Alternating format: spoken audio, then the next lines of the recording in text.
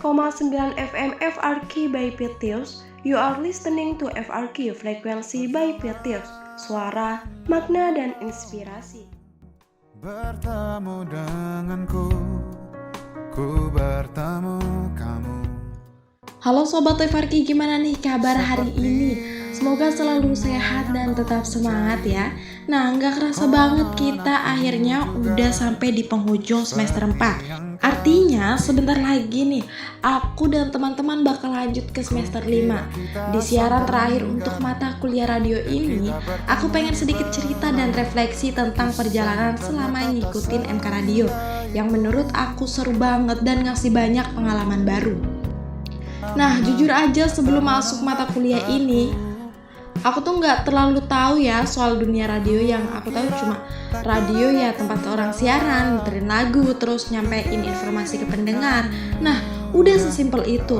Tapi ternyata setelah dijalanin selama 1 semester, dunia radio itu luas banget dan banyak hal yang sebelumnya nggak pernah aku tahu. Nah, di awal perkuliahan kami belajar tentang pengertian radio. Jadi, radio itu adalah media komunikasi massa yang menyampaikan informasi melalui suara atau audio. Nah, berbeda sama televisi yang bisa menampilkan gambar dan suara. Radio cuma mengandalkan suara doang nih. Makanya, penyiar radio harus pintar-pintar memainkan kata-kata dan intonasi supaya pendengar tetap betah mendengarkan. Terus kami juga belajar sejarah radio. Awalnya aku mikir, ngapain sih belajar sejarah radio? Tapi ternyata menarik juga. Dari situ aku jadi tahu kalau radio itu punya peran yang besar banget dalam perkembangan komunikasi. Nah, dulu sebelum internet dan media sosial berkembang seperti sekarang, radio itu jadi salah satu sumber informasi utama masyarakat. Nah, orang-orang mendengarkan berita, hiburan, bahkan informasi penting lainnya lewat radio nih. Selain itu, kami juga belajar nih fungsi radio. Ternyata radio juga bukan cuma buat hiburan aja. Radio juga berfungsi sebagai media informasi, media pendidikan, dan media sosial nih. Makanya sampai sekarang radio masih tetap bertahan meskipun udah banyak platform digital yang bermunculan. Nah, yang paling aku suka dari mata kuliah ini adalah karena nggak cuma belajar teori. Kalau cuma teori mungkin bakal cepat lupa kali ya. Tapi di MK Radio ini kami juga banyak praktik nih. Bahkan hampir setiap pertemuan ada aja yang harus maju ke depan kelas. Nah, awalnya sih deg-degan banget ya, apalagi kalau tiba-tiba kayak disuruh ngomong tanpa persiapan panjang, kadang otak langsung kosong. Iya nggak sih kalau misalkan nih pagi-pagi kita udah dipilih aja 3 orang, pasti kita merasakan deg-degan banget, kayak ngerasa aduh gimana ya nanti maju, aduh gimana ya apalagi nanti saya yang maju gitu kan. Nah, setiap mahasiswa itu dikasih kesempatan buat maju dan ngomong di depan kelas.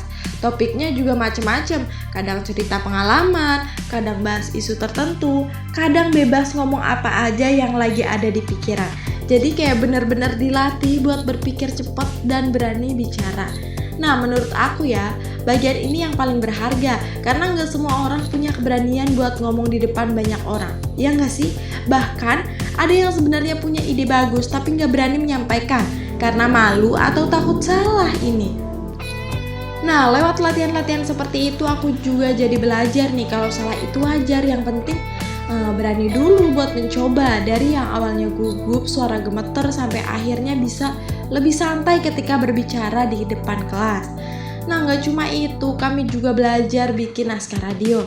Ternyata nulis buat radio itu beda sama nulis berita atau artikel. Kalau naskah radio itu harus lebih santai, lebih ngobrol, dan lebih enak didengar. Karena pendengar nggak membaca tulisan kita, mereka cuma mendengarkan suara kita. Jadi kata-kata yang dipakai juga harus sederhana dan mudah dipahami. Nah, selama 1 semester ini kami juga mengerjakan berbagai tugas. Ada tugas introduction, ada tugas kelompok, ada sandiwara dongeng, dan masih banyak lagi.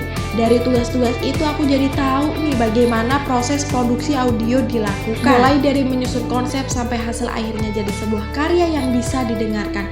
Nah, kemarin juga aku sempat nih mendapat giliran untuk menjelaskan materi tentang insecure di depan kelas. Dari situ, aku belajar bagaimana menyampaikan materi supaya mudah dipahami teman-teman yang mendengarkan. Nah, selain melatih kemampuan berbicara, Kegiatan itu juga melatih rasa percaya diri. Tetap bersama kami hanya di FRQ 94,9 FM FRQ by Pitius. You are listening to FRQ Frekuensi by Pitius, suara makna dan inspirasi.